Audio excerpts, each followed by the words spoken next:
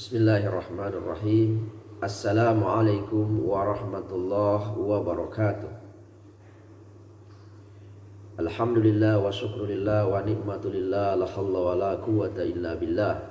Ashhadu an la ilaha illallah wa ashhadu anna Muhammadan abduhu wa rasuluh khatamun nabiyyin la nabiyya ba'da. Qala Allah ta'ala fi kitabil karim, a'udzu billahi minasy syaithanir rajim. Bismillahirrahmanirrahim. Allazi khalaqal maut wal haya liyabluwakum ayyukum ahsanu amal. Shadaqallahul azim. Pemirsa kaum muslimin yang sama dirahmati Allah Subhanahu wa taala. Puji syukur kita panjatkan kepada Allah Subhanahu wa taala sebagai pencipta manusia, alam semesta dan kehidupan. Sebagai satu-satunya zat yang patut kita ibadahi, taati, ikuti segala bentuk aturan hukum dan perundang-undangannya di muka bumi ini. Oleh karena izinnya jualah sehingga kita masih bisa bertemu dengan bulan suci Ramadan, bulan yang seluruh amal ibadah kita dilipat gandakan oleh Allah Subhanahu wa taala. Amalan sunnah di bulan lain dinilai menjadi pahalanya menjadi wajib di bulan Ramadan ini. Mudah-mudahan amalan Ramadan kita senantiasa diterima di sisi Allah Subhanahu wa taala.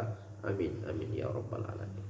Salawat dan salam mudah-mudahan terlimpahkan kepada Nabiullah Rasul Muhammad sallallahu alaihi wasallam. Pemirsa yang dirahmati Allah Subhanahu wa taala. Allah Subhanahu wa taala berfirman di dalam Al-Qur'an, Quran surat Al-Mulk ayat 2. A'udzu billahi minasyaitonir rajim. Bismillahirrahmanirrahim. Allazi khalaqal maut wal haya liyabluwakum ayyukum ahsanu amal. Dialah Allah Subhanahu wa taala yang menciptakan kematian, kemudian dia pula yang menghidupkan kita semua. Allazi khalaqal maut wal haya. Dia yang mematikan dan dia pula yang menghidupkan kita kembali. Jadi setelah kita dimatikan oleh Allah, kita akan dihidupkan kembali. Apa tujuan Allah Subhanahu wa taala mematikan kemudian menghidupkan kita kembali? Tujuannya adalah liyabluwakum ayyukum ahsanu amal. Untuk menguji di antara kita siapa yang lebih baik amalnya. Allah tidak mengatakan siapa yang lebih banyak amalnya. Karena amal yang banyak namun tidak baik sia-sia di hadapan Allah Subhanahu wa taala. Bagaimana amal yang baik dalam Islam? Amal yang baik dalam Islam setidaknya ada dua hal. Yang pertama adalah ikhlas semata-mata mencari keridhaan Allah Subhanahu wa taala. Ikhlas ini adalah sesuatu yang mudah kita ucapkan namun berat untuk dilakukan. Kenapa demikian? Karena amalan ikhlas sesungguhnya yang tahu kita ikhlas atau tidak itu hanya kita dengan Allah Subhanahu wa taala. Orang yang beramal tanpa didasari dengan keikhlasan maka itu sia-sia. Dan di dalam Islam orang yang beramal tidak karena Allah, bukan karena keikhlasan, maka itu terkategori sebagai amalan yang riya. Amalan riya ya, hanya menginginkan pujian dari orang lain, diibaratkan pasir di atas batu yang tersiram oleh hujan. Artinya apa? Sebuah amalan yang tanpa didasari dengan keikhlasan alias riya, maka semuanya sia-sia di hadapan Allah Subhanahu wa taala.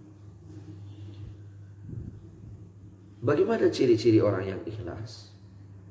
Ciri-ciri orang yang ikhlas itu adalah yang pertama, tunduk pada kebenaran. Bicara tentang kebenaran, sesungguhnya kebenaran itu hanya datangnya dari Allah Subhanahu wa taala, bukan dari manusia. Kebenaran yang datangnya dari manusia itu adalah kebenaran yang sifatnya relatif. Manusia itu 20% benar, 80% perselisihan. Namun dari Allah Subhanahu wa taala itu adalah sebuah kebenaran yang al-haqqu min rabbikum Fala takunanna minal mumtarin. Kebenaran itu datangnya dari Rabbmu, maka janganlah kamu ragu. Pemirsa yang sama dimuliakan Allah Subhanahu wa taala. Artinya orang-orang yang tidak mau tunduk dengan aturan Allah, syariat Allah, maka itu bukti orang itu tersebut tidak ikhlas dalam perkara apapun. Pemirsa yang dirahmati Allah Subhanahu wa taala.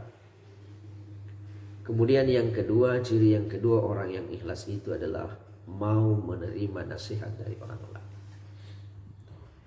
Nabi SAW pernah menjelaskan bahwa sesungguhnya orang yang sombong itu, orang yang takabur itu bukan orang yang pakaiannya bagus, tapi orang yang sombong itu adalah orang yang tidak mau menerima nasihat orang lain, atau bahkan menganggap remeh nasihat orang lain hanya karena mungkin kebetulan orang yang menyampaikan kebenaran itu bukan dari golongannya, atau mungkin dia sudah punya kebencian terhadap orang yang menyampaikan kebenaran tersebut. Nauzubillah min zalik. Semoga kita terhindar dari perkara-perkara tersebut. Pemirsa yang sama dimuliakan Allah Subhanahu wa taala, itu yang pertama, ikhlas semata-mata mencari keridhaan Allah Subhanahu wa taala. Ya. Saya perlu menambahkan di sini bahwa sering ada orang mengatakan, ya Ustadz, kalau beramal itu kita tidak perlu dipaksa. Ya. Itu harus ada keikhlasan. Beramal kalau dengan keterpaksaan itu, ya, pemirsa, ya, kita harus bedakan mana ikhlas dan mana rela. Itu dua hal yang berbeda. Ikhlas itu pasangannya ria, sementara rela pasangannya terpaksa. Jadi memaksakan diri untuk ikhlas kepada Allah Subhanahu wa taala, memaksakan diri bangun salat lail, memaksakan diri tunduk pada syariat Allah Subhanahu wa taala, itu salah satu bentuk dari keikhlasan. Itu jauh lebih baik di hadapan Allah Subhanahu wa taala. Itu yang pertama. Jadi syarat amal kita diterima oleh Allah Subhanahu wa taala, amal kita benar di hadapan Allah, yang pertama adalah ikhlas. Kemudian yang kedua adalah caranya harus benar. Nah, ini yang penting. Sering juga kita mendengar pendapat atau pernyataan orang mengatakan, yang penting itu niatnya. Ya, yang penting niatnya. Ya, di dalam Islam niat ikhlas semata-mata karena Allah Subhanahu wa taala itu belum cukup kalau tidak dibarengi dengan cara yang benar. Niatnya ikhlas tapi caranya keliru, maka itu tertolak. Iya. Misalnya dia berniat untuk mencari nafkah, ya, untuk istri, untuk keluarganya. Namun cara-cara yang diperoleh dalam mencari nafkah itu, memperoleh rezeki itu tentu tidak sesuai dengan syariat Allah Subhanahu wa taala. Maka ini juga dianggap kategori amal yang batil. Atau contoh sederhananya begini, sholat subuh itu aturannya itu 2 rakaat, ketentuan syar'inya itu 2 rakaat. Nah, kita ikhlas karena Allah Subhanahu wa taala 4 rakaat. Ya, jelas ini tidak diterima. Kenapa? Ikhlas tapi caranya salah. Nah, jadi ini penting para pemirsa yang dirahmati Allah Subhanahu wa taala. Niat ikhlas, caranya harus benar. Nah, bagaimana cara yang benar? Cara yang benar itu adalah cara mencontoh baginda Rasulullah sallallahu alaihi wasallam. Ya. Mengikuti tuntunan baginda Rasulullah sallallahu alaihi wasallam. Ya. Salat misalnya, kita harus mengikuti bagaimana tata cara salat menurut baginda Rasulullah.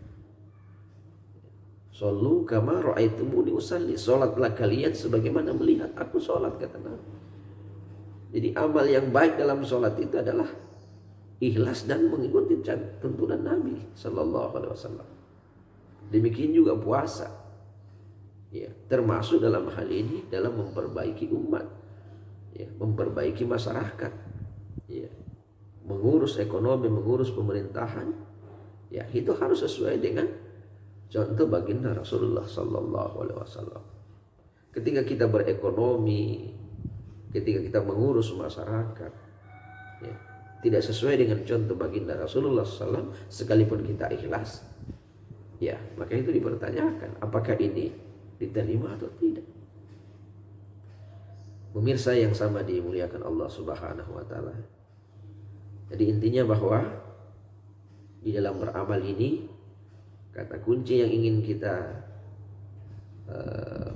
perlu garis bawahi, perlu kita ingat bersama adalah syarat amal yang baik dalam Islam adalah ikhlas karena Allah, dan yang kedua adalah caranya harus benar sesuai dengan tuntunan baginda Nabi Sallallahu Alaihi Wasallam.